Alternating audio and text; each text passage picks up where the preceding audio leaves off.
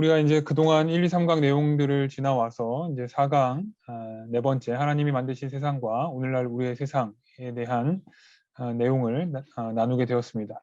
하나님 만드신 세상과 오늘날 우리의 세상은 크게 네 가지 관계로 구성되어 있고 그 네 가지 관계를 우리가 잘 기억하고 그 네 가지 관계가 어떻게 설정되어 있는지 그리고 또 어떻게 오늘날 이루어져 있는지를 알아보게 되는 것. 그리고 그게 또 우리 삶의 정신과 어떻게 연관이 되어 있는지를 나누게 되는 것을 목표로 하고요. 어, 이 4강으로 나아가기 전에 그동안 2강과 3강의 주요 내용들을 다시 한번 정리해 보도록 하겠습니다. 2강의 주요 내용에서는 우리는 세상을 바라보는 관점에서 무신론과 유신론이 존재한다라고 이야기하였고 무신론은 과학이고 유신론은 종교라는 것은 잘못된 것이다. 그것은 오해이고 무신론과 유신론은 모두 둘 다 공이 신념이나 세계관의 문제다. 그래서 둘 다 무신론은 과학이고 유신론은 종교라는 것은 잘못된 오해이고 무신론과 유신론 모두 어떤 하나의 신념이나 세계관이나 전제점이다라는 것을 다루었습니다. 그래서 그것을 정리하면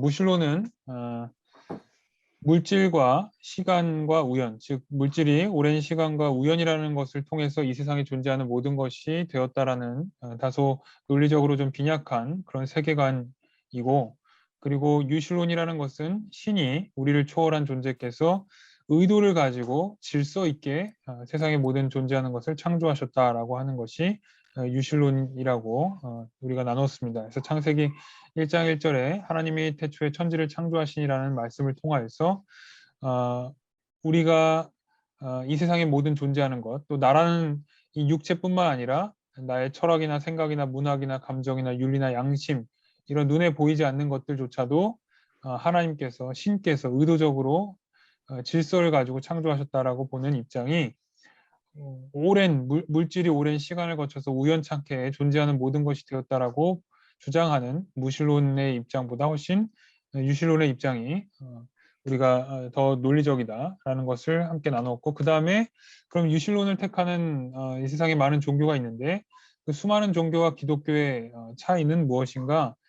수많은 종교는 인간의 입장에서 선행과 구제와 명상과 연구와 고행 등을 통하여서 신의 영역에 다다를 수 있다라고 얘기를 하고 그래서 인간의 입장에서 신의 영역에 나아가려고 이렇게 노력을 하지만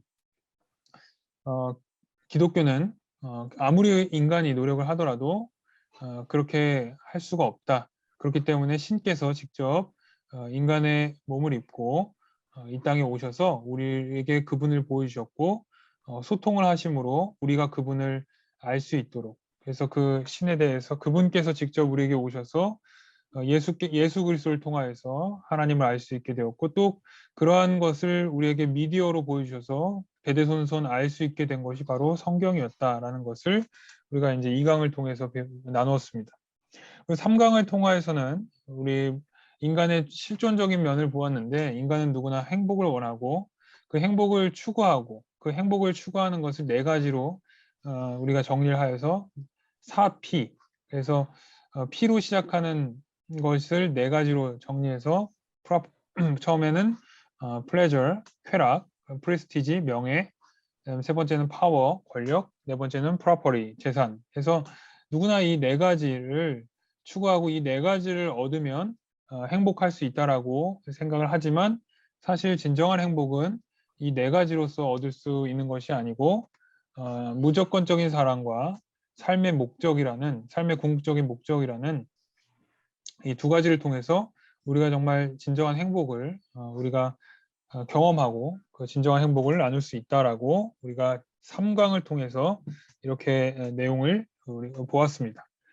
이제 더욱더 깊은 진리로 나아가길 원하는데 우리 하나님께서 우리에게 성경이라는 미디어를 통해서 우리에게 정말 알리고 하셨던 진리는 하나님께서 이 세상이 어떠한 것이 되길 원하는 마음으로 하나님께서 만드셨는지 그래서 하나님께서 원래 만드신 계획이 있다는 것. 하나님께서 이 세상을 만들 때 그냥 만드신 것이 아니라 계획을 가지고 만드셨는데 그 계획은 네 가지의 관계를 통해서 온전하게 이루어질 수 있도록 하나님께서 만드셨다는 것을 이제 본격적으로 나누도록 하겠습니다. 그래서 첫 번째로는 하나님께서는 하나님과의 관계를 우리가 인간이 온전하게 맺을 수 있도록 하는 존재로 만드시길 원하셨습니다.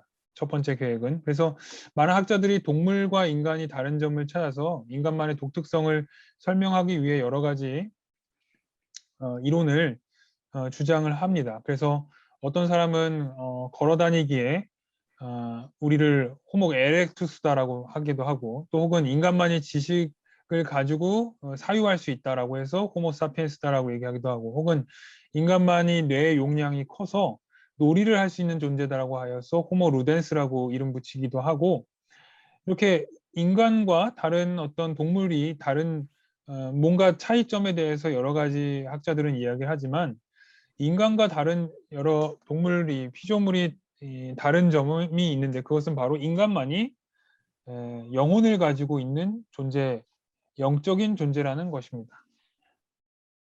그래서 그 영으로 하나님과 소통하고 교제할 수 있는 존재라는 것, 그것이 인간과 다른 피조물이 구별되어지는 인간만의 독특성이 바로 영적인 존재라는 것입니다. 그래서 인간에게 이 하나님과의 건강한 관계를 이루게끔 만들어져 있다는 것은 이것은 종교인들만 종교적인 영역에서 이야기하는 것이 아니고 세계보건기구 WHO가 1997년에 따지는 이 정의했던 부분에는 이 영혼에 대한 부분을 다루지 않았어요. 그런데 1998년부터는 세계보건기구가 건강에 대해서 정의를 할 때 건강이란 질병이 없거나 허약하지 않을 뿐만 아니라 육체적, 정신적, 사회적, 영적 안녕이 역동적이며 완전한 상태라고 정의를 하였습니다. 그러니까 이제 종교가 없는 사람들도 건강의 정의를 봤을 때 그동안은 육체, 정신, 사회 여기까지만 건강하면 건강으로 봤는데 98년부터는 영적인 안녕이 역동적이며 완전한 상태. 그러니까 영적인 건강에 대해서 다루었다는 것이죠. 그러니까 이것을 보면 이렇게만 보아도 인간이 진정한 건강을 누리기 위해서는 하나님과의 건강한 사랑의 교제가 원활해질 때 비로소 가능해진다는 것을 종교인이 아닌 사람들도 다 인정하게 되는 것이 바로 그렇기 때문에 인간이 영적인 존재다. 영적인 건강을 추구해야 된다라는 부분을 그래서 영적으로 건강해야 진정한 건강을 이룰 수 있다는 것을 인정하게 되는 상황이었습니다. 그래서 예수님도 제일 중요한 질문이 무엇이냐는 그런 질문을 율법학자에게 받았을 때 마태복음 22장 37절에서 38절에 보면 예수께서 이르시되 내 마음을 다하고 목숨을 다하고 뜻을 다하여 주 너의 하나님을 사랑하라 하셨으니 이것이 크고 첫째 되는 계명이요라고 답변하셨습니다. 그러니까 무조건 인간 보고 하나님을 사랑하라고 하신 것이 아니고 인간과 정말 사랑의 교제를 나누기를 원하셨고 또 인간을 정말 진심으로 사랑하신 하나님의 마음에 성경 곳곳에 나와 있습니다. 그러니까 하나님과 인간의 관계가 정말 진정한 사랑의 소통이 일방적인 나에게 사랑을 주어라도 아니고 하나님과 인간이 서로 사랑을 주고받으며 정말 인격적인 교제와 소통을 하길 원하시는 것이 그 하나님이 인간을 만드셨을 때 인간을 향한 하나님의 마음이셨습니다. 그래서 여러 가지 이 하나님께서 인간을 향한 마음이 성경 여러 가지 곳곳에 나오지만 그 중에 가장 아름다운 표현이라고 하면 스바냐 3장 17절에 이런 말씀이 나옵니다. 너의 하나님 여호와가 너의 가운데 계시니 그는 구원을 베푸실 전능자시라. 그가 너로 말미암아 기쁨을 이기지 못하시며 너를 잠잠히 사랑하시며 너로 말미암아 즐거이 부르며 기뻐하시리라 하리라. 아멘. 하나님께서 나로 말미암아서 기쁨을 이기지 못하시며 잠잠히 사랑하시며 생각만 해도 내 이름을 부를 때 즐거이 부르며 기뻐하신다고 성경에 우리를 향한 하나님 만드신 그 인간을 향한 사랑의 고백을 잔뜩 담아 놓으셨습니다. 여러분, 아마 그냥 바라만 봐도 기쁨을 이기지 못하는 잠잠히 사랑하는 그 존재가 아마 있으실 거예요. 뭐 그 가장 중요한 것이 가장 여러분께서 보시기에 가장 느끼실 때 가장 좀 공감이 가는 것이 저도 뭐 짧은 경험이지만 그 제 딸이 이렇게 잠을 자는 모습을 보면 그냥 기쁨을 이기지 못할 정도로 너무 그냥 바라만 보면 그냥 너무 그냥 가슴이 그냥 벅차오르는 그 감정을 아마 다 아실 텐데 그럴 정도로 하나님께서 기쁨을 이기지 못하실 정도로 우리를 사랑하신다. 하나님께서 우리와 그렇게 진정한 그 기쁨과 사랑의 교제를 온전히 누리길 원하시고 그러길 원하시기 위해서 처음에 그런 관계를 맺기 위해서 우리를 만드셨다. 그것이 하나님의 계획이었다는 것입니다. 화분에 물을 주고 햇볕 아래 두어야 식물이 싹을 내고 꽃봉오리를 내서 꽃을 피우듯 인간도 하나님의 사랑 안에서만 제대로 살 수 있도록 만들어졌습니다. 이것을 성경은 하나님의 창조 섭리이고 원래 계획이며 인간의 가장 중요한 특성이라고 말하고 있습니다. 이것이 영적인 건강과 또 연결이 되고 있습니다. 두 번째는 인간은 자기 자신을 진정으로 사랑할 수 있는 존재로 계획되어졌습니다. 그러니까 첫 번째 계획은 하나님께서 하나님과 인간이 정말 진정으로 아름다운 사랑의 관계를 누리길 원하셨고 두 번째는 인간 자기 자신과의 관계가 온전히 사랑할 수 있는 존재로 계획되어졌습니다. 어떻게 보면 정신적인 건강과 연결되어 있는 부분일 수도 있습니다. 인간은 하나님과의 온전한 건강한 관계 안에서 진정으로 하나님을 사랑할 뿐만 아니라 그 사랑을 통하여서 자기 자신을 진정으로 사랑할 수 있는 존재로 만들어졌습니다. 그래서 예수님은 우리에게 하나님을 사랑하는 것이 가장 중요하다고 말씀하신 그 후에 두 번째로 중요한 가르침을 설명하셨는데 그것이 뭐냐면 마태복음 22장 39절에 둘째도 그와 같으니 내 이웃을 내 자신같이 사랑하라 하셨으니 라고 말씀하셨습니다. 우리는 이 구절을 보면서 대부분이 이웃을 사랑하라는 말씀이라고 생각하고 거기에 집중하기 쉽습니다. 하지만 먼저 중요한 것은 자기 자신을 진정으로 먼저 사랑하지 않는 사람이 다른 사람을 그 이웃을 진정으로 사랑할 수가 없다는 것입니다. 내가 나 자신을 진정으로 사랑하지 않으면서 다른 사람을 사랑할 수 있다라고 하는 것은 어찌 보면 가식이거나 아니면 화와 분노를 계속해서 축적하고 참고 있는 것에 불과하다고 할 것입니다. 자기를 온전히 사랑한다는 것은 이기적이 된다거나 혹은 자기 잘못에 관대하고 남의 잘못에는 엄격한 그런 비인격성을 말하는 것이 아닙니다. 자기 자신을 정말 온전히 사랑한다는 것은 자기의 장점을 잘 알아서 그것을 잘 누리고 자신의 약점과 부족함은 수용하고 잘 인정할 수 있는 사람이 되는 것입니다. 그저 자신의 있는 모습 그대로를 좋다라고 인정할 수 있는 사람, 그것이 건강한 자기사랑이고 이것이 하나님께로서부터 나오는 나를 무조건적으로 사랑하시는 그 하나님으로부터 그 하나님을 누릴 때에 비로소 나라는 존재 그 자체를 받아들이고 좋다라고 인정하고 사랑할 수 있는 존재가 되는 것입니다. 하나님의 놀라운 사랑 안에 받아들여진 존재가 진정되었을 때에 자기 스스로가 자기 스스로를 진정으로 받아들이고 사랑할 수 있는 존재가 되는 것입니다.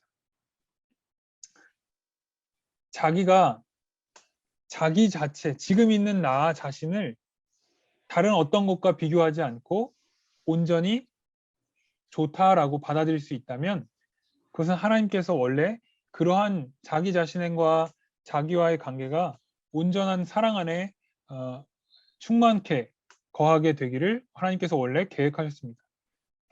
이제 세 번째로 인간은 자신의 이웃을 사랑할 수 있는 존재로 계획되어져 있습니다. 계획되어졌습니다. 사회적 건강과 연관이 되는 내용입니다. 그래서 하나님과의 관계 그리고 자신과의 관계가 건강한 사람은 여유가 생깁니다. 어떠한 상황 가운데서도 자신을 괜찮다라고 생각하면 편안해지고 또 하나님이 나를 사랑하는 것만큼 다른 사람도 소중하게 생각하신다는 생각도 할 수 있는 여지가 생기고 여유가 생깁니다. 그렇다면 비로소 내 옆에 있는 사람들, 즉 하나님은 우리 이웃과도 진정 사랑의 관계를 맺기를 원하신다라는 그 하나님의 마음에 관심을 갖게 되고 이웃을 진정으로 사랑할 수 있도록 그러한 관계를 형성하도록 만드셨습니다. 마태복음 22장 39절 보면 그래도 둘째도 그와 같으니 내 이웃을 내 자신과 같이 사랑하라 하셨으니 라고 말씀하십니다. 이 말씀처럼 자기 자신을 하나님의 사랑 안에서 진정으로 사랑할 수 있는 사람이 비로소 이웃도 그 사랑이 흘러가서 하나님을 향한 사랑이 내 안에서 온전해지고 나 자신을 온전히 받아들여졌을 때 여유가 생기고 그런 사람이 진정으로 그 사랑이 흘러가서 내 옆에 있는 이웃도 사랑할 수 있게 되는 것입니다. 사람은 혼자서 살아가기 어렵기에 함께 사는 사람들과 함께 사랑의 관계를 누리며 또 누군가를 진정으로 나 아닌 다른 이를 또한 진정으로 사랑할 때 그때 비로소 진정으로 행복한 공동체 안에서의 사랑을 누릴 수 있는 그러한 존재로 만들어졌습니다. 마지막으로 인간은 세상과의 관계, 이 자연과 만드신 환경과의 관계 속에서 이 세상을 사랑하며 아름답게 경영하는 일을 하도록 만들어졌습니다. 이것이 또한 우리의 육체적인 건강과도 연결이 됩니다. 그리고 또한 이 마지막 이 네 번째 이 관계가 어떻게 보면 우리 삼위교회가 갖고 있는 이 삼위 정신과 또한 연관이 되고 함께 가는 부분이 당연히 있다라고 그리고 또 우리 삼위교회 안에서 이 삼위교회 스피릿이 이 부분을 잘 담을 수 있는 교회라고 생각되는 부분이 많아졌기에 그래서 보통 저희가 사실 일반적인 교회들이 이 세 번째 관계까지만 사실은 설정을 하고 거기에까지만 강조점을 두고 그 세 번째 관계까지만이 우리의 역할이고 영역이다라는 생각을 많이 하게 되는데 사실은 이 네 번째 관계가 굉장히 또 중요한 부분인데 우리 삼회 정신은 이 부분을 또한 같이 갈 수 있는 부분이 많이 있다라고 생각이 들어져서 또 굉장히 고무가 되는 부분입니다. 그래서 우리가 이렇게 이웃까지도 우리 사람들까지 서로 사랑하면 우리가 사랑하는 이 세상을 보다 더 살기 좋고 보다 더 아름답게 어떻게 하면 만들 수 있을까라는 고민을 하게 될 수 있는 것입니다. 창세기 1장 28절에 보면 하나님께서 이렇게 말씀하셨습니다. 생육하고 번성하여 땅에 충만하고 땅을 정복하고 땅을 다스리라는 말씀을 하셨습니다. 그런데 이 말씀을 많이들 오해하고 오용하였습니다. 이 말씀을 보고 땅을 다스리고 정복한다는 말을 하나님께서 만드신 피조물과 그 세상과 자연 환경 등을 마구 착취하고 억압해도 인간의 이익을 위해서 마구 착취하고 억압해도 된다라는 생각으로 오해하였습니다. 하지만 하나님의 사랑으로 하나님을 대신하여서 이 세상을 잘 가꾸어 가기를 그래서 정복과 다스림이라는 말을 보다 더 하나님께서 원하시는 말씀으로 바꾸자면 경영이라는 단어를 바꾸는 것이 맞을 것입니다. 이 경영이라는 단어로 이해하는 것이 원어적인 이해와 더 가깝습니다. 하나님은 우리 인간이 이 세상과 자연 환경을 아주 아름답고 건강하게 경영하기를 원하셨습니다. 하나님의 사랑과 정의를 따라 하나님의 창조 세계를 최고로 아름답게 만드는 영광스러운 사명을 우리에게 주셨고 그것이 원래 주님께서 우리 가운데 계획하신 일이었습니다.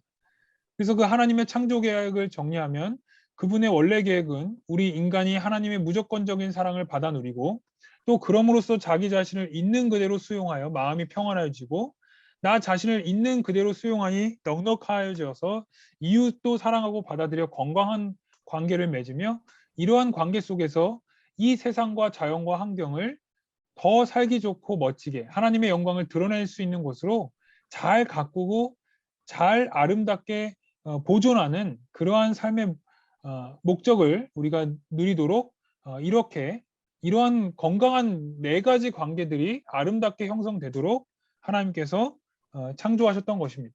그래서 그것을 이제 도표로 정리하면 인간과 하나님과의 관계가 아름답게 맺어지고 그럼으로써 인간과 자신과의 관계가 온전하게 맺어지고 그럼으로써 인간과 이웃과의 관계가 온전히 맺어지고 인간과 세상과 자연과 환경과의 관계가 온전히 아름답게 맺어지도록 하나님은 창조하셨다는 것입니다. 그런데 오늘날 이러한 관계들이 깨어졌습니다. 이러한 관계들이 깨어진 세상이 되었습니다. 하나님의 원래 이 원대한 이 귀한 계획들이 다 깨어져 버렸습니다. 먼저 인간과 하나님과의 관계가 깨어졌습니다. 하나님이 우리를 너무나 사랑한다고 하시지만 하나님을 믿는다고 하는 사람 중에서도 하나님의 사랑을 정말 믿거나 소중히 하는 사람이 많지 않습니다. 하나님을 사랑하고 그분을 아는 것을 별로 소중히 여기지 않습니다. 무엇보다 그분이 누구인지 잘 알지 못하고 그분과 인격적인 관계 맺기를 소중히 여기지 않으며 그분과의 관계, 영적인 관계 자체를 소홀히 여기고 중요하게 생각하지도 않고 그저 내가 가는 길에 내가 계획한 앞날에 그냥 그 길을 매끄럽게 닦아주고 복을 내려주는 주술적인 존재로만 전락해버린 경우가 많습니다. 더 나아가면 그분이 이 세상을 통치하고 하나님께서 내 인생을 통치하고 계심도 믿지 않고 그러한 내 인생과 이 세상의 주권자로 생각하지도 않으며 하나님을 잘 알지도 못할 뿐만 아니라 알려고 하지도 않고 종교 생활은 취미 생활 수준이거나 혹은 신이나 종교는 없고 인간이 만든 허상에 불과하다라고 하는 일들도 많습니다. 그렇게 하나님을 인정하지 않는 이들도 많아진 세상이 되었습니다. 그렇게 하나님과 인간은 그런 깨어진 관계가 되었습니다. 하나님과의 관계가 깨어진 사람은 자기 자신과의 관계도 깨어지기 쉽습니다. 자기 자신을 온전히 사랑하기 어렵고 내가 존귀하고 내 존재 자체가 귀하다고 늘 말해주고 비춰주는 절대적인 사랑의 빛, 무조건적인 사랑의 빛인 하나님이 없으니 끊임없이 그 사람은 다른 사람과의 비교를 통하여서 나의 자신, 나 자신의 가치를 찾기를 원합니다. 그러니 나라는 존재 자체의 소중함보다 내가 소유한 것, 내가 성취한 것, 내가 가진 것, 내가 외부의 척도로 다른 사람과 견주어 보았을 때 더 나은 것의 가치로 나의 가치를 매기게 되어졌습니다. 그러니 대다수 많은 사람들이 끊임없이 외모, 능력, 재산에 이르기까지 모든 것을 저울질하며 열등의식과 우월의식 사이를 반복하는 존재가 되었습니다. 자기 자신의 존재가 얼마나 하나님 앞에서 존귀한 존재인지를 깨닫지 못하기 때문에 세상은 끊임없이 이걸 해야 저걸 해야 부족하지 않고 누구보다 열등하지 않고 우월하다라고 강조하는 세상 속에서 자기 자신을 끊임없이 비교 우위에 두어야 내 자신이 존재 가치가 있다는 그런 증명을 받을 수 있다고 강조하는 세상 속에서 자기 자신은 진정으로 사랑할 수 없는 존재가 되었습니다. 무조건적인이 아니라 무조건적인 하나님의 사랑이 결핍되어 있으니 조건 앞에서 그 조건에 비해 내 자신이 가치 있다는 존재로 인정받아야 되는 그러한 존재가 되었기에 나 자신과 나와의 관계도 깨어진 존재가 되었습니다.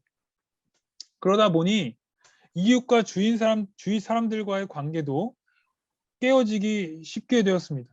자신의 가치를 눈에 보이는 것으로 저울질하고 그것으로 가치를 매기기 원하는 인간관계 속에서 가장 가까워야 할 부부관계마저 눈에 보이는 스펙으로 정육점의 등급 매기듯이 사람을 평가하고 만나게 되는 세상이 되었고 뭐 부부관계, 부모 자식과 관계, 친척관계 등도 온전한 관계가 형성되기 어렵게 되었습니다.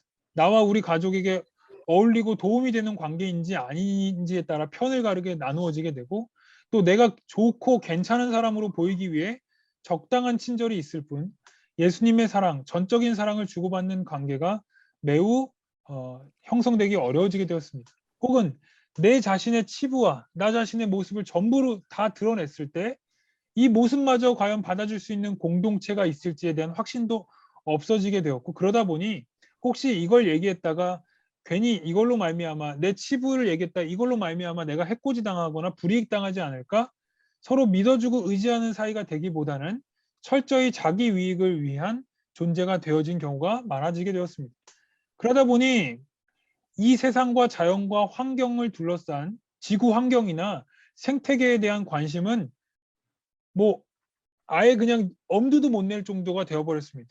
그저 자기 세대, 자기 나라, 자기가 속한 집단, 자기 가정 혹은 나 혼자만을 생각하는 그러한 세상이 되었습니다. 그러다 보니 우리가 함께 살아가고 있는 지구촌이라는 그러한 인식과 생각은 점점 사라지게 되었고 최근 우리 지구의 온도가 계속 올라가고 있음에도 불구하고 당장 내 상황에 내가 편한 거에 우리 세대에 편한 거에 자신의 이익만을 바라보기에 급급한 세상과 모습이 되었습니다. 그 3의 정신으로 하나님께서 온전히 회복하기 원하셨던 이 네 번째 계획을 또 우리 3의 정신을 통하여서 하나님께서 회복하기 원하는 어떤 그런 사명이 우리 3의 교회에 이 숨과 쉼이 있는 이 3의 교회에 있지 않나 또 그런 생각을 해보게 됩니다.